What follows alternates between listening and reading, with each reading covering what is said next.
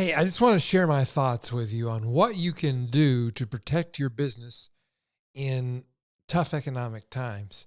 Because if you haven't noticed, they're here and they're coming. They're fully here, but not fully here yet. Because this is going to be a tumultuous, chaotic year. As you know, we have a presidential election in the U.S. That's going to be fun, depending on how you define fun. And we've got other things going on in the world that are unpleasant, that are causing the economy to be something of a roller coaster. It is a reality you have to deal with, that people are going to have a different attitude about money than they've had in a while in the next few months. And you need to be ready as a business owner or as someone who's starting a business.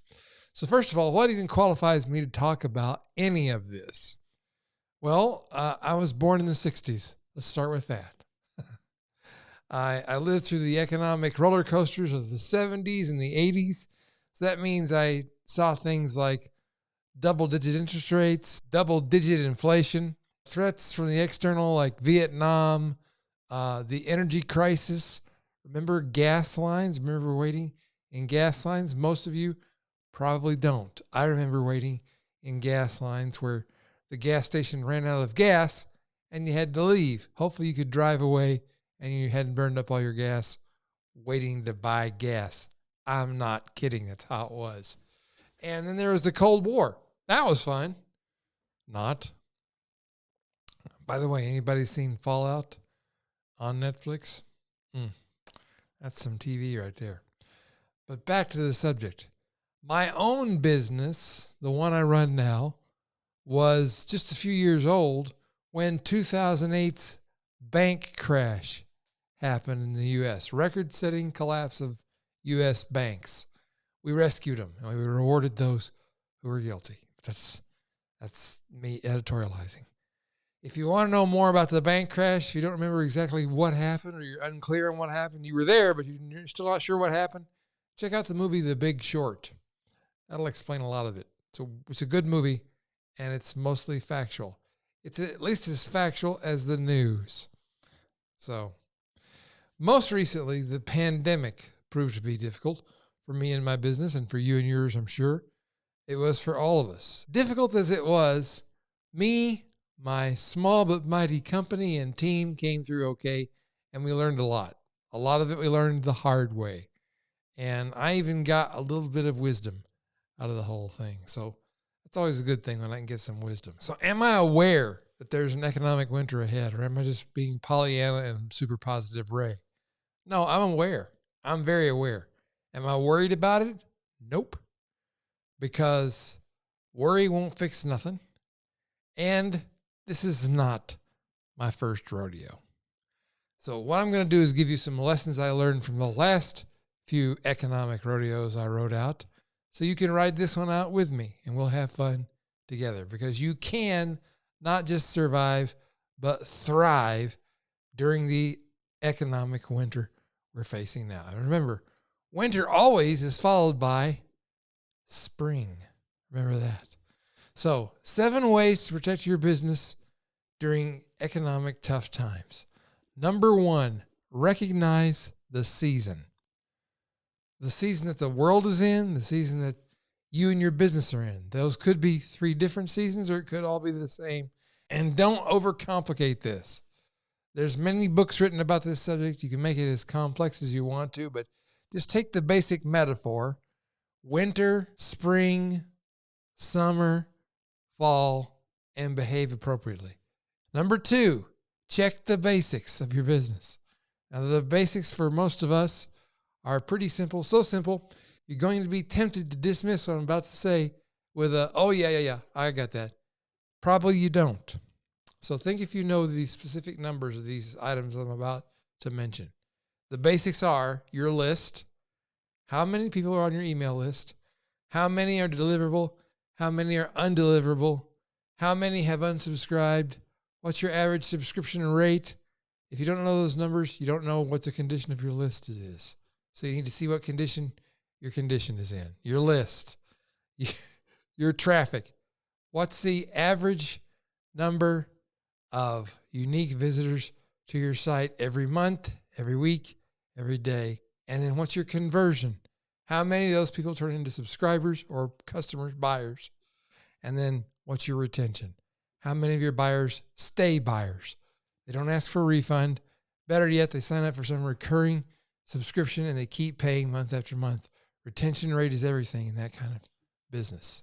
So your basics are list, traffic, conversion, and retention. Number 3 thing you can do to ensure your business is protected in economic tough times, gather your assets. Get an accurate read of what your assets really are, your intellectual property, the courses you have already produced, and the courses you produced in the past, the books you've written, the articles, the blog posts, the podcasts, the YouTube videos, anything you've done that's an asset, including things you did before you started your business. What jobs did you have? Who'd you work for? Who'd you work with? What certifications do you have? What education do you have? What experience do you have that could be transferable to the business you're in now? These are all assets we don't think about, but you should be thinking about them now. Write them down and make a list. That in itself will be enlightening and encouraging. Number 4, go premium. Shift to premium offers for premium clients. What do I mean by premium? I mean expensive. That's what I mean. I mean for big money. Why? Do I not care about people who only have small money to spend as a client? No, it's not that I don't care about those people. I do care. We have products for those people, but you want to make sure you're focusing on premium offers, $10,000 and up at the very least, and clients who can afford to pay that and not worry about the investment. I'm not saying they don't care about the investment. I'm saying they don't worry about it. It's not going to bankrupt them if your promotion doesn't work for them or your service doesn't do exactly what they expect as quickly as they expect. But the point is they have the financial leverage to use your advice, your wisdom, your expertise, your skill to leverage that into more profits, and they have enough financial runway to be able to take the time it needs to do that and reach that goal.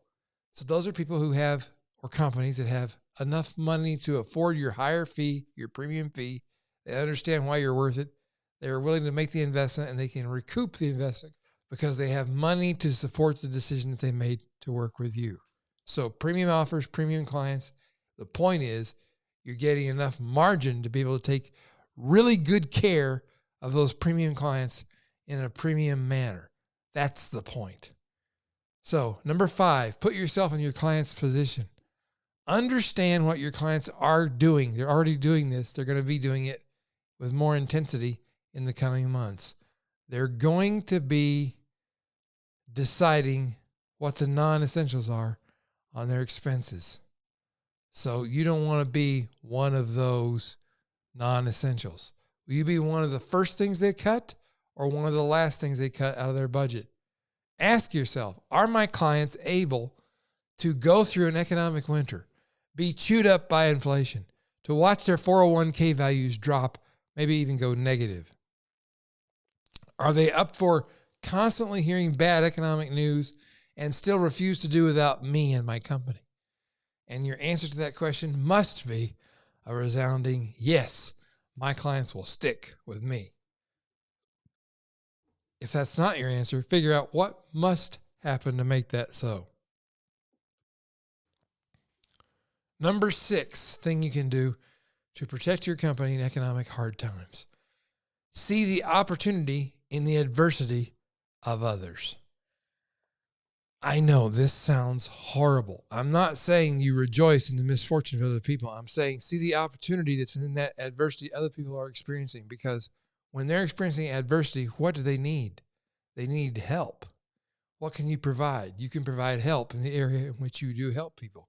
So figure out how you can most help the people who are going to be in the most adversity, and then swoop in and do that and get paid well for doing it. You're looking for people who are in need of help, can afford to pay you for it, and will do so. Do not take advantage of people. That is never the answer, never. But it's always the right answer to be available to help people who need the help that you can render. And then number 7, carefully guard the gates of your mind. You have to have your psychology right. You have to have a growth mindset. You must cultivate a resourceful state. You need helpful reinforcement going into your brain at all times. You cannot afford to feed yourself on negative words about the economy, about the nation, about the world, about yourself. And I know there are things going on that you probably need to know about, but I think the things you need to know about are fewer than you think. Because ask yourself this question: of all the stuff that's happening in the world that you're hearing on the news right now, how much of it can you do anything to affect? What control do you have over any of it? Right. None. Zero for the most part. So in those cases, ignore that stuff and focus on what you can do to make a positive difference in the lives of your clients, your customers, your friends, your community, and your family. That's what you can do. And you got to keep your head straight to be able to do that. So get rid of the news, stay out of the social media sewer, fill your head with the right stuff. That's what you do. The economic winter could be your destruction, or it could be your opportunity to start over, build a fortune, sculpt yourself into the beautiful soul you were meant to be, and do good things in the world. That's what I'm hoping you'll choose to do. That's what I believe you're going to choose to do, because I believe that's why you're listening to this podcast right now.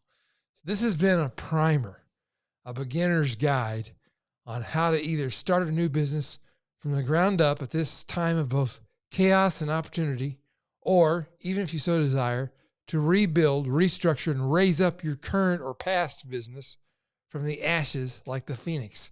It can be done. If you want to go for a much deeper dive with me and learn how to structure your own business in the same way that we are doing ourselves, or doing for my clients, we're hosting a virtual, no travel workshop here in late May. The end of the week is when registration ends. So you need to get your ticket now if you're going to come to the virtual workshop. No travel required, no airplane, no hotel with bad Wi-Fi and worse food. It's all virtual, so it's from the comfort of your own home or office. We'd love to have you on board, give you the details of how to prepare for this coming season and how to do it so you can thrive, not just survive. In any case, I pray that God will bless you and your business, and that he'll do more for you than you can ask or even possibly imagine. Peace to you, peace to your house. Live long and prosper. See you next time.